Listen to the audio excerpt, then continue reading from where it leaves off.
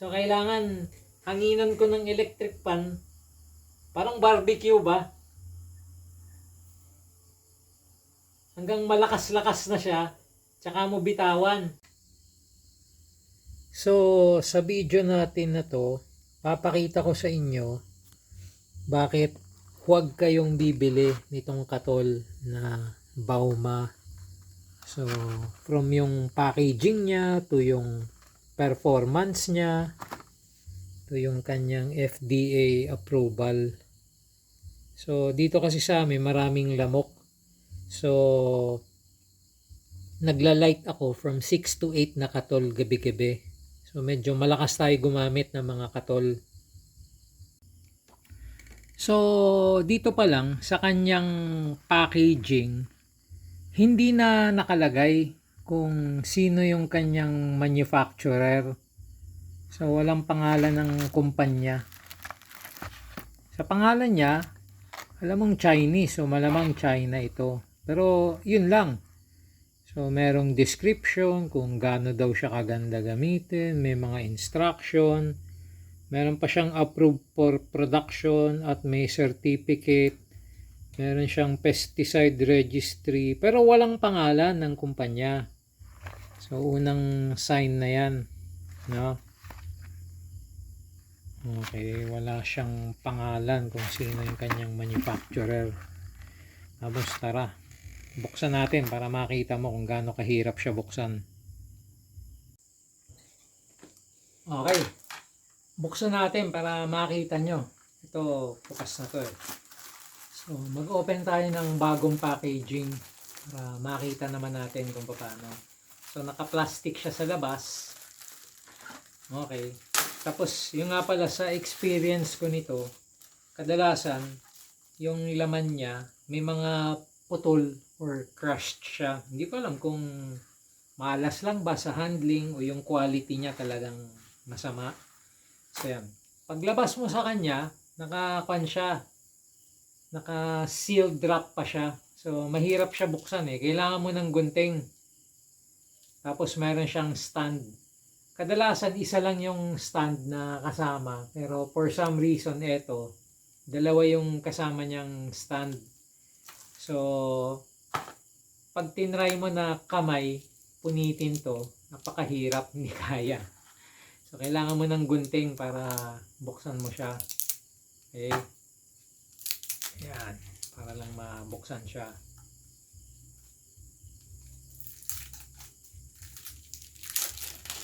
Yan. Tatanggalin natin yung kanyang plastic. Okay.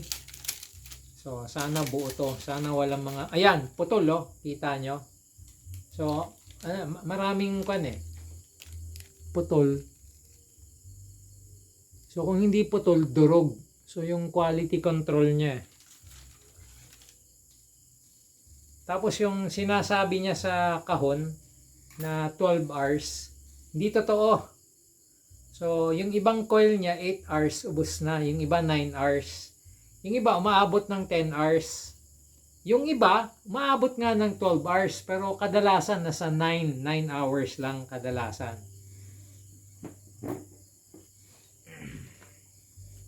So, kung natin dito. Yan, may putol siya. Siya buo.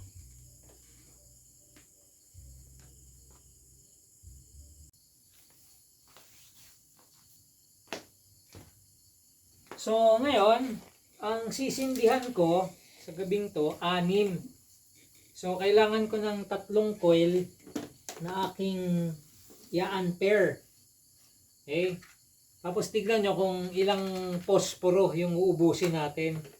So, sa sobrang hirap niya sindihan, pati lighter ko, naubos yung lighter fluid. Ika, pakita natin ha. So, hindi siya katulad ng ibang mga katol. Yan, yung Baygon, okay to eh. Reliable. Pero sinubukan natin to. Yan, putol siya. Ang daming putol eh, yung Bauma. So, okay. So, sa paghiwalay sa kanya, yun, medyo madali siya. Kasi may ibang mga katol na mahirap mo ihiwalay. Grabe yung dikit. Tapos sa proseso ng paghiwalay mo, minsan nababali siya doon. So itong Bauma, fairly okay naman. Yan. Okay. Ito na. So i-mount natin sa stand.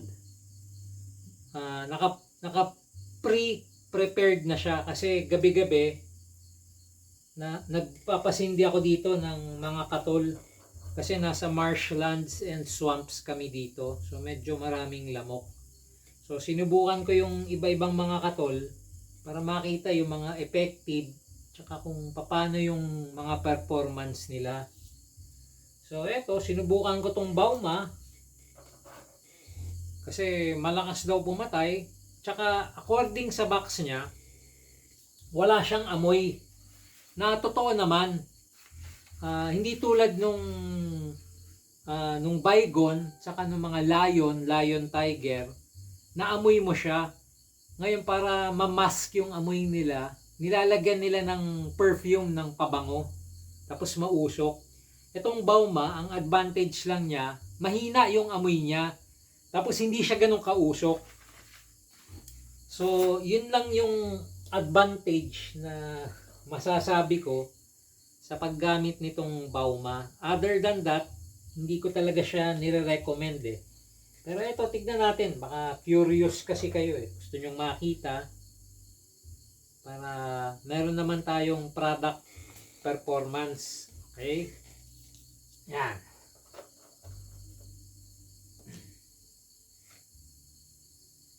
So, yan na. Naka-mount na sa katol stand natin.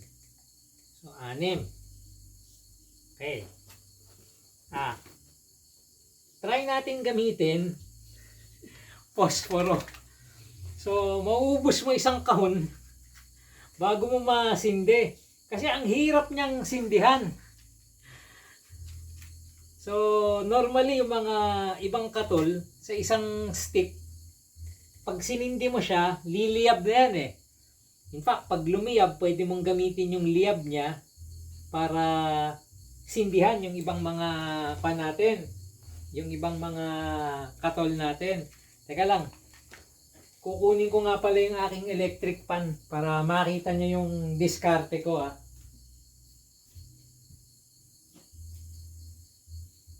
So, sa sobrang hirap niyang sindihan, gumagamit ako ng electric pan. Para para sumiga pagkasindi mo sa kanya. Okay. Unang posporo.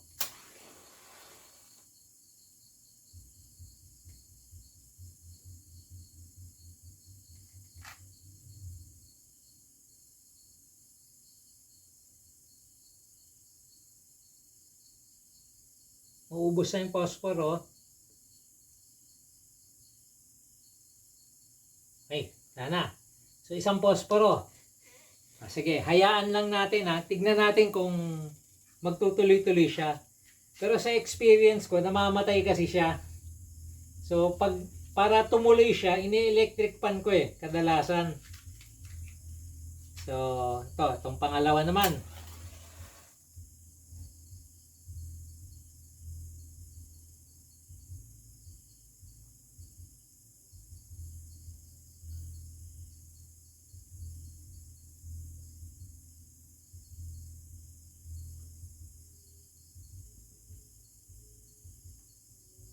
Yan, may maliit na sindi siya. Okay?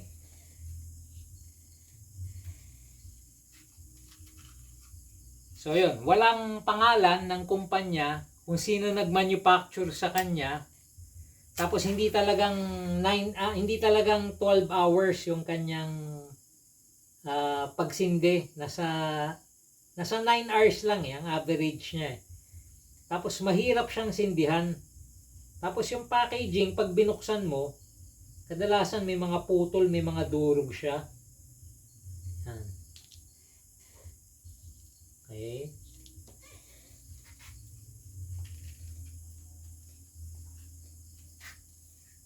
Oh, may bubuyog na pumasok.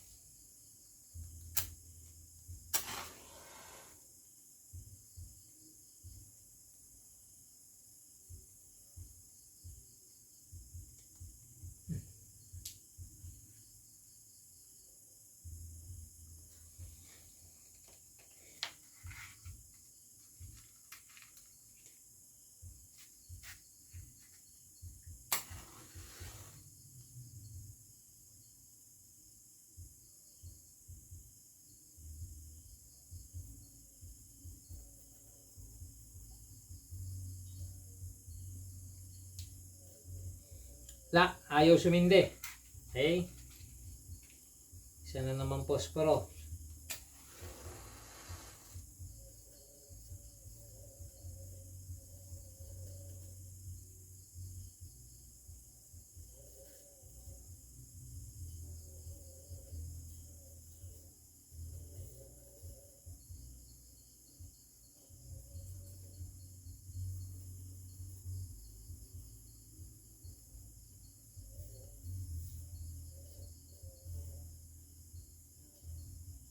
Yan. Lumiyab na siya ng kaunti.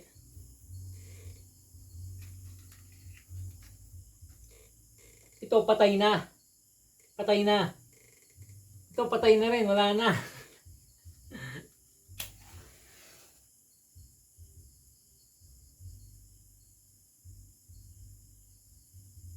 Yan. Mahirap siyang sindihan. Ubos ang posporo mo.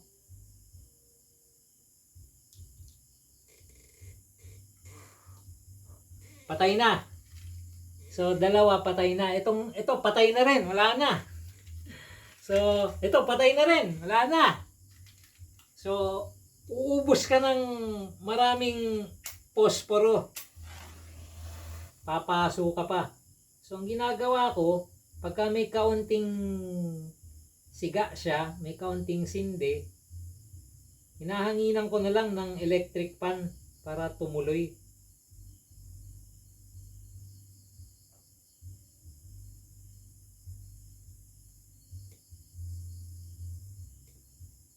Ayaw. Ayaw sumindi.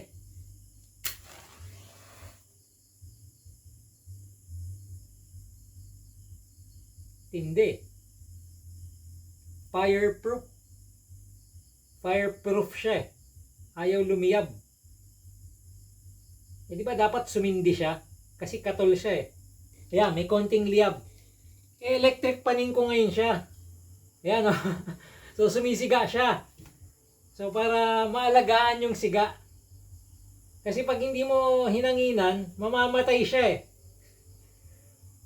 Yan. So, aalagaan ko siya hanggang medyo lumaki yung siga niya. Ito, wala na oh. Patay.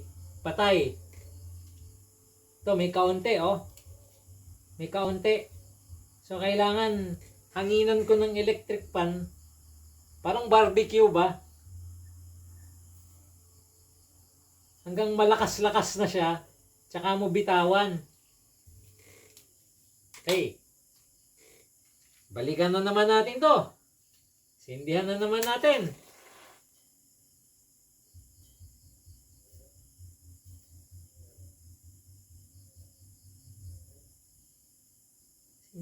Sindi.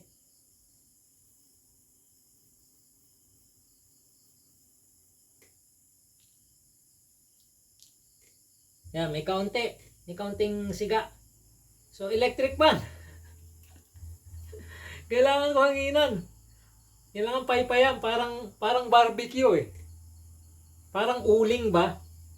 Pag hindi mo hinanginan, mamamatay siya eh. Yan, ito, mamamatay na naman oh. Hindi tulad ng ibang mga katol, yung mga baygon, yung mga lion tiger, pagka sumindi na, sindi na siya. Ang problema mo lang kapag napuputol. Minsan kasi sa kalagitnaan, napuputol siya. Ayan, ito, mamamatay pa ata eh. Oh. Yan. So, ganun kahirap na sindihan itong bauma na katol. Pag sindi pa lang, ubos na yung posporo mo. Kaya gumamit ako ng lighter. Yung lighter naman, ubos yung lighter fluid ko.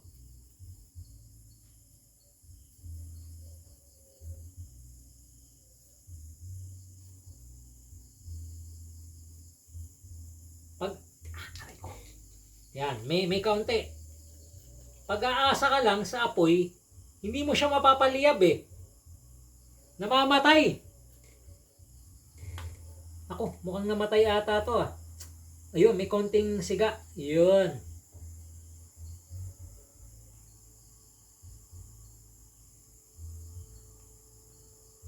Kumbaga, hindi ko siya pwedeng pabayaan pa eh. Namamatay eh.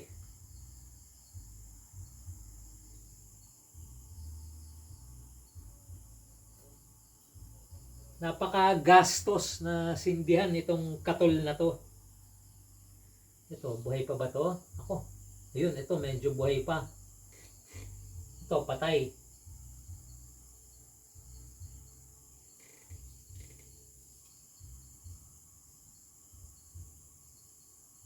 Kita mo sa pagsindi pa lang, 5 minutes na ata tayo eh.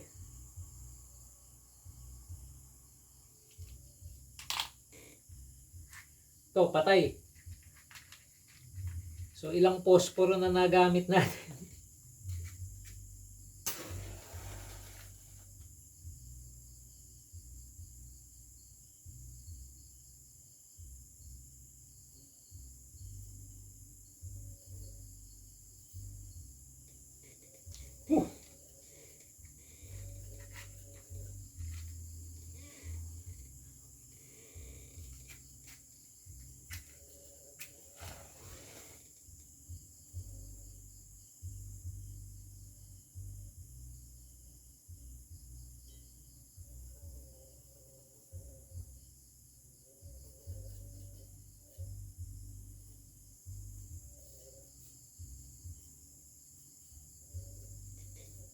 Yun, may konti. Electric pan. Kailangan mong hanginan na parang barbecue.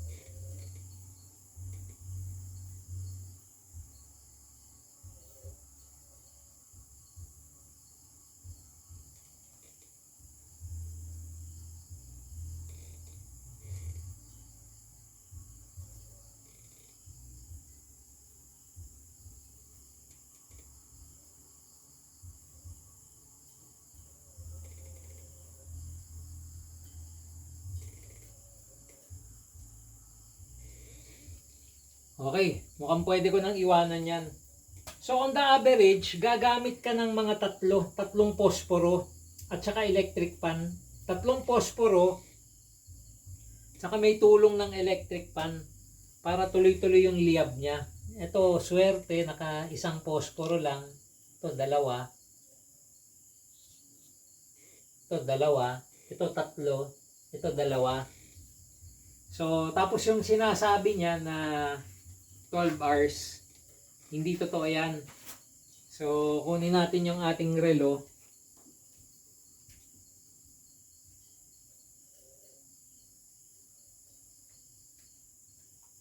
So, ang oras ngayon, yan, nakalagay dito, 20:33. So, mga 8:30, 8:33.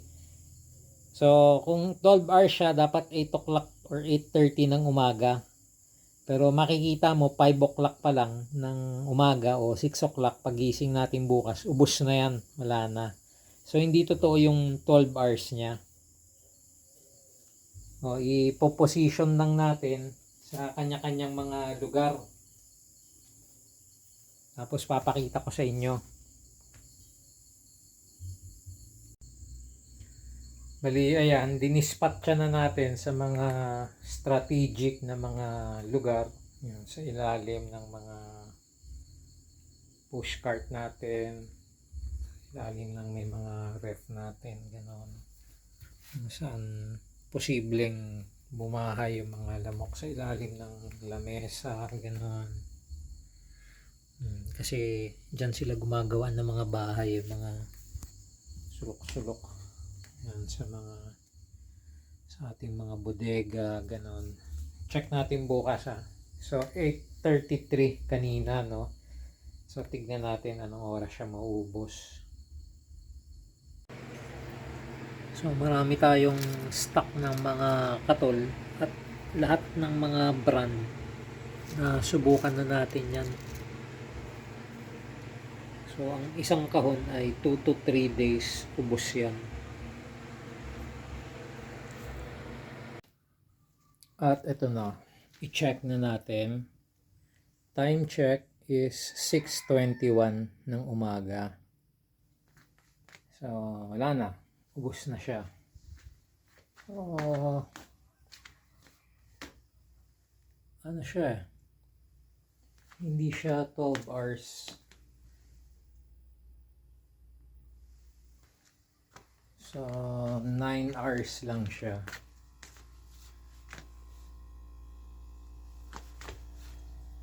9 hours lang siya.